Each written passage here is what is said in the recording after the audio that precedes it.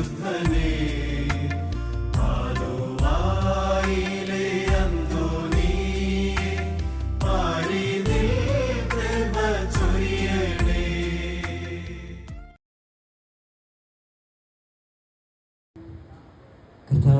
അങ്ങേ ത്രിത്വത്തിന്റെ നിഗൂഢമായ ശക്തിയും അനന്തമായ സഹായവും ഞങ്ങൾക്ക് ലഭിക്കുമാറാകട്ടെ.